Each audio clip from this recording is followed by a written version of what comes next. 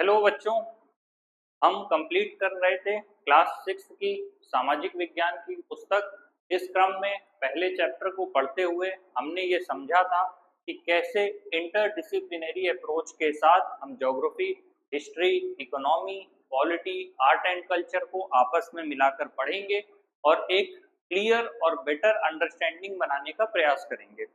इसी क्रम में हमने अपनी पिछली क्लास में पृथ्वी के मानचित्रण तक पढ़ लिया था और हम ये समझने का प्रयास कर रहे थे कि कैसे किसी भी जमीन पर बनी हुई भू आकृति को मानचित्र पर कन्वर्ट किया जा सकता है और कैसे हम मैप को समझ सकते हैं, पढ़ सकते हैं, कैसे हम 3D मॉडल को देख सकते हैं। उसी क्रम में आगे बढ़ते हुए हम ये समझेंगे कि निर्देशांक किसे कहते हैं। निर्देशांक, जैसा कि इस शब्द से ही स्पष्ट है कि निर्देश देना या निर्देश देने के बाद बनने वाला अंक, तो उस जगह को या किसी भी स्थान को सही ढंग से समझने के लिए हमें निर्देशांक का उपयोग करना होता है। जैसे अगर आप कहें, अगर आप सुबह आप स्कूल जाते हैं तो सुबह प्रेयर होती है, आप लाइन में खड़े होते हैं। अगर आपको किसी बच्चे को स्पॉट करना है तो आप क्या कहेंगे? लाइन में पांचवा बच्चा। तो आप सामने वाले व्यक्ति को निर्देशांक दे रहे हैं, निर्देश के साथ एक अंक दे रहे हैं जिसके माध्यम से वह स्पॉट करेगा कि शुरुआत से लेकर के जो पांचवा बच्चा है हमें वहां तक जाना है। या अगर एक लाइन खड़ी है और कई लाइन बच्चों की खड़ी है तो उसमें हम कहेंगे कि सामने से जो तीसरी वाली लाइन है उसके चौथे या पांचवें बच्चे तक आपको जाना है। कहने का मतलब है किसी भी निर्देश को देने के लिए साथ में किसी प्रतीक का होना भी आवश्यक है।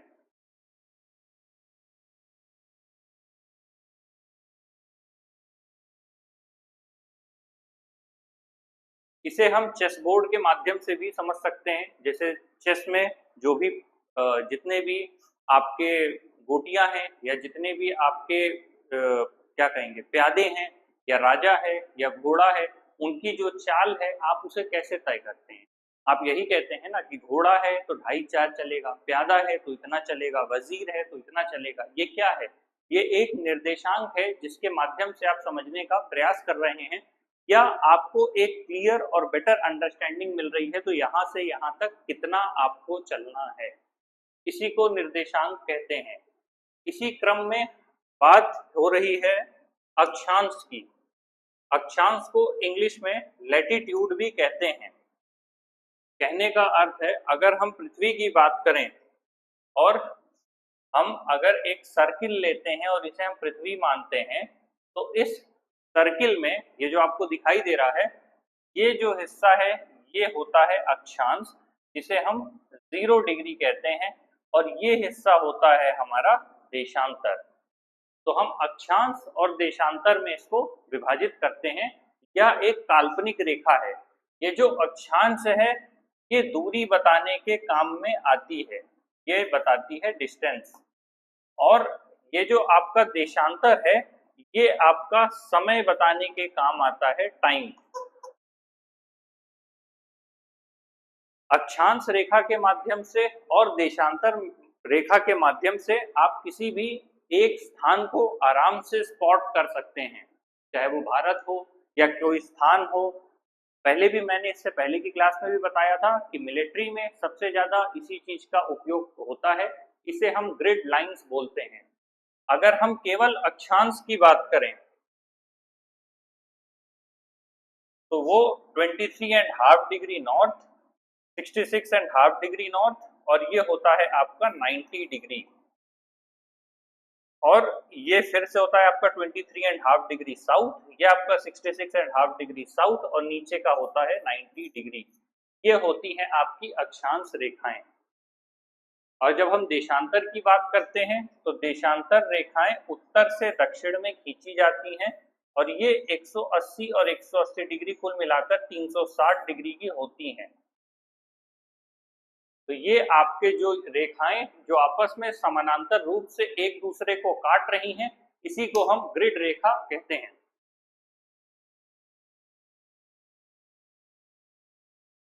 इसी के माध्यम से, जैसे ये हमने पृथ्वी बनाया तो पृथ्वी का जो ऊपरी हिस्सा है उसको हम नॉर्थ पोल बोलते हैं और जो इसका दक्षिणी हिस्सा है इसे हम साउथ पोल बोलते हैं। ये हिस्सा सबसे ज्यादा ठंडा इसलिए रहता है क्योंकि जो आपका सूरज है हमेशा सामने होता है और उसकी जो रोशनी है वो सीधी पड़ती है, और इसीलिए जो सबसे गर्म हिस्सा है वह पृथ्वी का मध्य भाग होता है जो आपका 0 डिग्री है, और 0 डिग्री से 23.5 डिग्री साउथ, 23.5 डिग्री नॉर्थ के बीच में सबसे ज्यादा सूर्य की रोशनी ग्रहण होती है। तो जो ऊष्मा है सबसे ज्यादा इसी क्षेत्र में प्राप्त होती है और ये क्षेत्र सर्वाधिक रूप से गर्म रहता है। उसके बाद पृथ्वी की जो किरणें हैं वो तिरछी होती जाती हैं, वो 66.5 डिग्री तक जाती हैं और इसीलिए उस हिस्से को हम शीतोष्ण कटिबंधीय कहते हैं। जो ये आपका विषुवत वृत्त कहा जाता है, 0 डिग्री विषुवत वृत्त होता है, 23.5 डिग्री को कर्क रेखा कहते हैं और 23.5 डिग्री साउथ को मकर रेखा कहते हैं।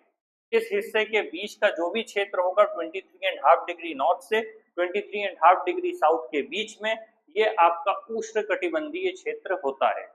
और जो भी 23 से 66.5 डिग्री के बीच में होगा वो आपका शीतोष्ण कटिबंधीय क्षेत्र होता है।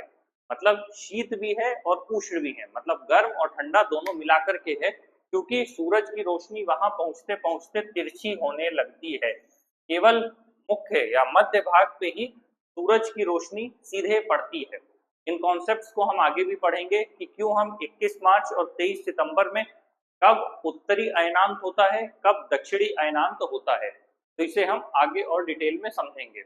इसीलिए नॉर्थ पोल और साउथ पोल पे हमेशा बर्फ जमी रहती है क्योंकि सूरज की रोशनी वहां तक नहीं पहुंच पाती, और इसे हम आर्कटिक और अंटार्कटिक वृत्त में विभाजित करते हैं।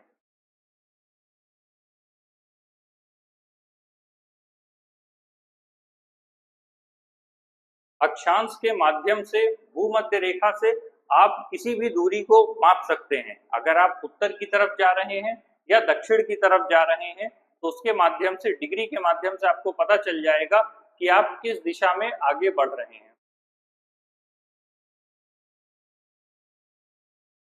ये आपका पृथ्वी बना रखा है, ठीक इसमें यहाँ पर उत्तरी ध्रुव दिया हुआ है। अगर हम पृथ्वी के संदर्भ में बात कर रहे हैं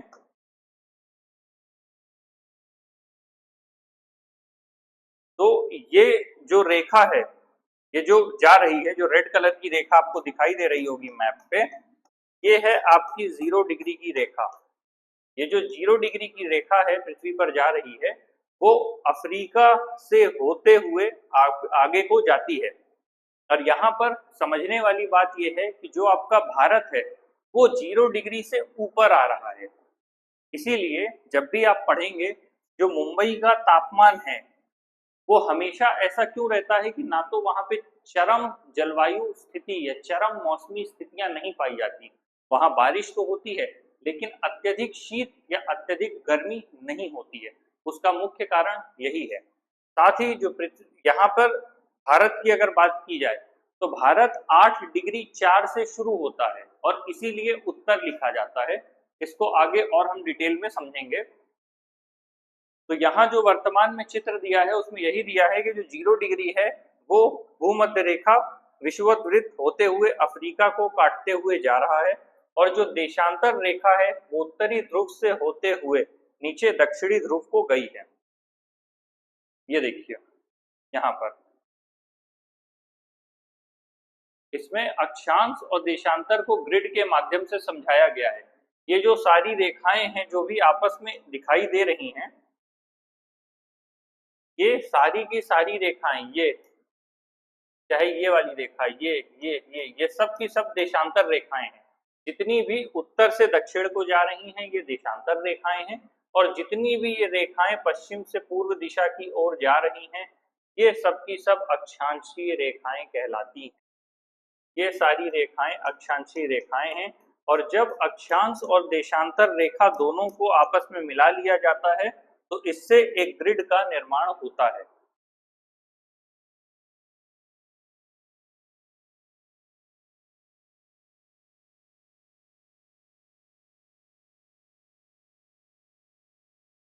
यहाँ पर वही दिया है कि अगर आप पृथ्वी की बात कर रहे हैं तो पश्चिम और पूर्व में, क्योंकि अक्षांश रेखाएं बदलती जा रही हैं, पृथ्वी आपकी पश्चिम से पूर्व दिशा की ओर घूम रही है। तो ऐसे में 0 डिग्री के बाद जो भी पूर्वी हिस्से हैं वो आपके प्लस में लिखे जाते हैं, और जो भी पश्चिमी हिस्से हैं उधर का हिस्सा माइनस में लिखा जाता है।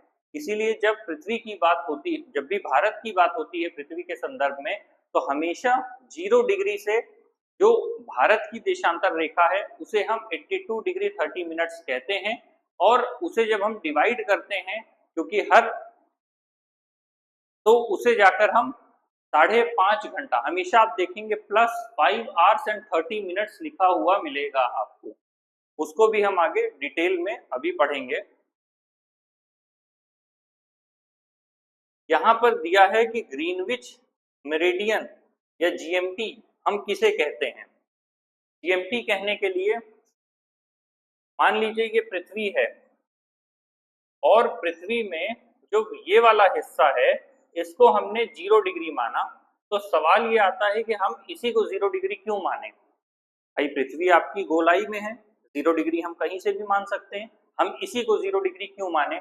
जिस जगह से वह जिन देशों को काटते हुए वो रेखा जाएगी, हम उसे क्यों माने कि यही हमारी देशांतर रेखा होगी।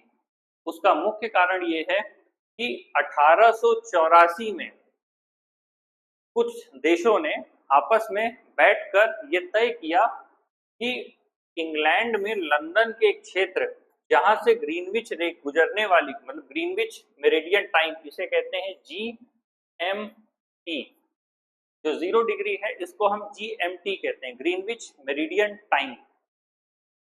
तो लोगों ने इसे एक अंतरराष्ट्रीय, कई देशों ने मिलकर जब आपस में बैठक की तो उन्होंने 0 डिग्री को चुना।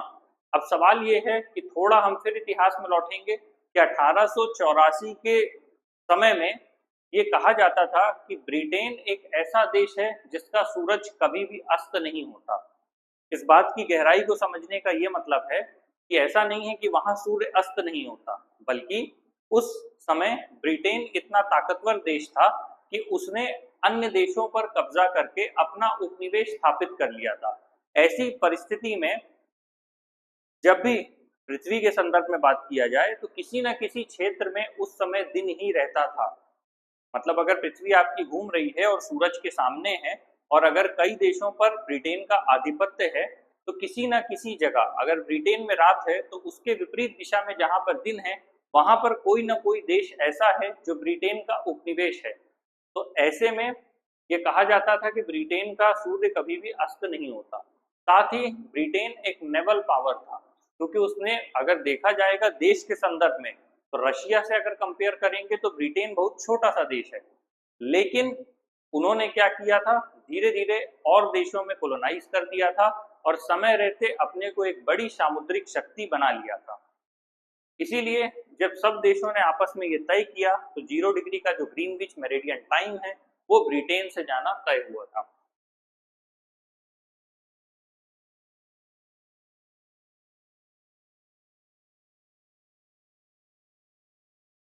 तो अभी हमने जो समझा, हमने निर्देशांक समझ लिया, अक्षांश समझ लिया और देशांतर समझ लिया, जिसके माध्यम से अक्षांश और देशांतर को मिलाने के बाद ही एक ग्रिड का निर्माण होता है, और उस ग्रिड के माध्यम से आप पृथ्वी में कोई भी सही या सटीक जगह का पता लगा सकते हैं। ये यहाँ पर ग्रीनविच याम्योत्तर को दिखाया गया है या ग्रीनविच मेरिडियन टाइम को दिखाया है। तो पृथ्वी को 2 भागों में विभाजित करके दिखाया है कि जैसे अगर ये हिस्सा जो है, ये जो येलो कलर की लाइन बनी है जो रेड से मैं कवर कर रहा हूं, इस लाइन को अगर 0 डिग्री कहा है तो ये ऊपर से होते हुए इन देशों को काटते हुए अफ्रीका से होते हुए उत्तर से दक्षिणी तक गई है। इसको बाद में क्वेश्चंस को हल करते हुए हम ये भी समझेंगे कि अगर 0 डिग्री है तो वो किन किन देशों को काटते हुए जा रहा है। 23.5 डिग्री नॉर्थ, चाहे वो कर्क रेखा हो, वो किन देशों को काट रही है। देशांतर रेखा हो, अगर मकर रेखा हो, कोई भी रेखा किन देशों को काट रही है, इसका हम अध्ययन बाद में करेंगे। लेकिन पहले हम ये समझेंगे विश्व का मानचित्र क्या है, महाद्वीप और महासागर क्या है, कौन कौन से देश हैं, कुल कितने देशों की संख्या है, उन देशों की राजधानी क्या है, इन सारे टॉपिक्स को कवर करने के बाद हम ये सवाल हल करना शुरू करेंगे कि अक्षांश किन किन देशों से होकर जाता है, अक्षांश रेखा किन देशों को काटते हुए जाती है, देशांतर रेखा किन देशों को काटते हुए जाती है। इन सभी टॉपिक का अध्ययन हम धीरे धीरे करेंगे। साथ ही अगर किसी क्वेश्चन में कोई डाउट हो तो आप कमेंट सेक्शन में बता सकते हैं। इसके आगे पश्चिमी और पूर्वी गोलार्ध को अलग अलग करके दिखाया गया है कि ये हिस्सा अगर पृथ्वी का है, अगर हम आपस में इसको दो भागों में विभाजित करते हैं तो कैसे ये विभाजन होगा, अफ्रीका के कौन से हिस्से कट जाएंगे और इधर यूरोप के कौन से देश विभाजित हो जाएंगे। ठीक उसी तरह यहाँ पर पृथ्वी को अक्षांश के अनुसार बांटा गया है, जो कि उत्तरी गोलार्ध और दक्षिणी गोलार्ध में विभाजित है कि अगर हम इसे विभाजन करेंगे तो कौन से देश उत्तरी गोलार्ध में आएंगे, कौन से देश दक्षिणी गोलार्ध में आएंगे। जब हम मैपिंग पढ़ेंगे तो हम उत्तरी गोलार्ध के देश और दक्षिणी गोलार्ध के देशों को अलग अलग पढ़ेंगे, साथ ही इनकी सीमाएं किन देशों से लगती है इसे भी समझने का हम प्रयास करेंगे।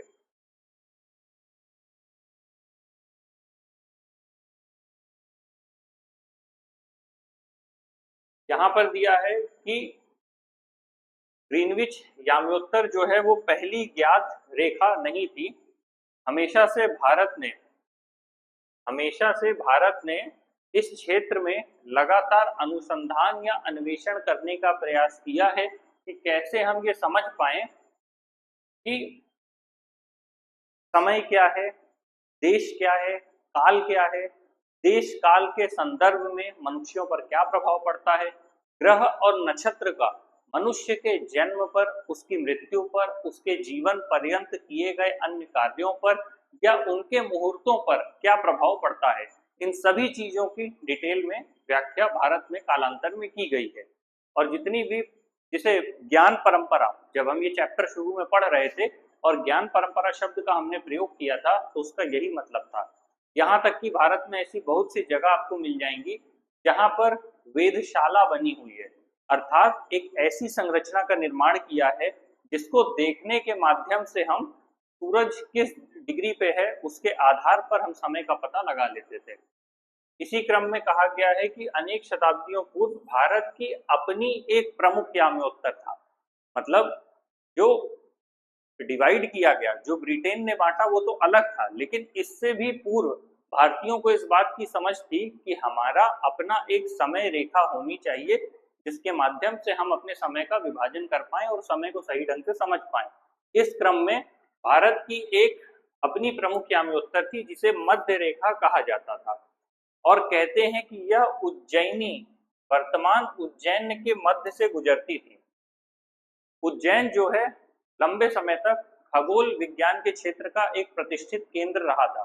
खगोल विज्ञान से मतलब है जितनी भी ब्रह्मांडीय घटनाएं हैं, चाहे वो आपका उल्का पिंड का पृथ्वी की तरफ आना हो, तारों की दिशाओं का बदलना हो, तारों के आपसी संबंधों का वियोजन हो या विच्छेद हो, इन सभी घटनाओं का अध्ययन खगोल विज्ञान के अंतर्गत हम करते हैं। कहा जाता है कि 1500 वर्ष पूर्व एक प्रमुख खगोलविद वराहमिहिर भी यहाँ रहे थे जिन्होंने अपना काम किया था। अब आप सोच सकते हैं कि 1850 के बाद के डिकेड में ब्रिटेन जिस चीज को बांट रहा था, जिस याम्योत्तर रेखा की संकल्पना दी जा रही थी, 1500 ईसा पूर्व भारत ने उसी चीज को वराहमिहिर ने दे दिया था, या खगोल विज्ञान के संदर्भ में भारत में वो चीजें विकसित थी।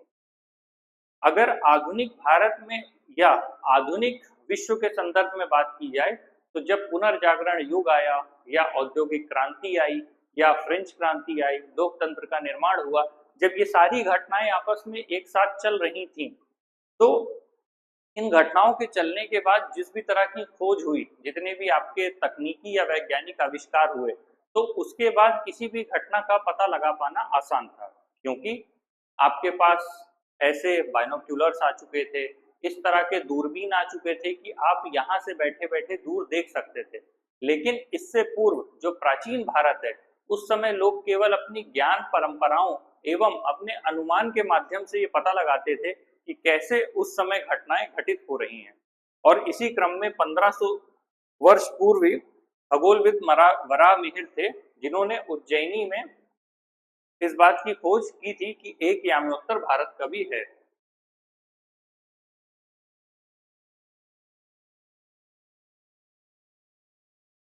कहा जाता है कि केवल याम्योत्तर नहीं, जो भारत के खगोलविद थे वो अक्षांश और देशांतर की जो रेखाएं हैं, यानी कि जो ग्रिड रेखा है, उनसे भी परिचित थे। साथ ही जो नीचे ये मैप दिया है वो उज्जैनी के निकट जो भी क्षेत्र हैं उनसे संबंधित मैप दिया गया है।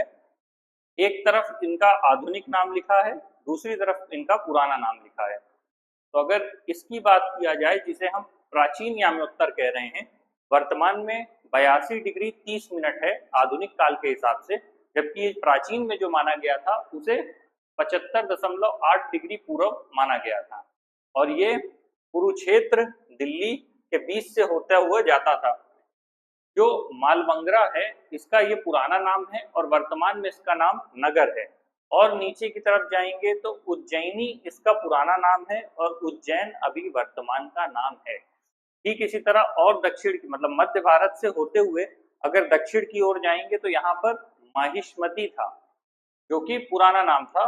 माहिष्मती साम्राज्य का ही फिर बाद में नया नाम माहेश्वर हो गया है। यहाँ से होते हुए नीचे कन्याकुमारी तक ये रेखा गई है। तो जो भी ये हैं ये प्राचीन नगर हैं, जो एक डॉट में ब्लैक डॉट और सर्किल में दिखाया है ये प्राचीन नगर हैं। बाकी जो ब्लैक फुल मतलब स्क्वायर में है वो आधुनिक नगर हैं। तो ये थी हमारी पुरानी वाली याम्योत्तर रेखा। लेकिन वर्तमान की जो याम्योत्तर रेखा है उसे याद रखिए, वो 82 डिग्री 30 मिनट है तकरीबन।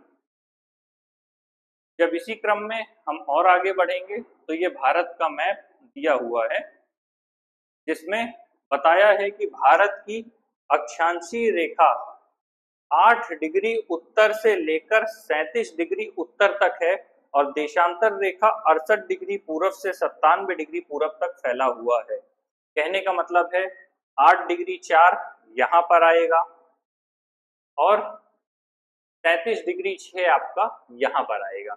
68 डिग्री 7 यहाँ से आकर 97 डिग्री 25 वहां तक जाएगा।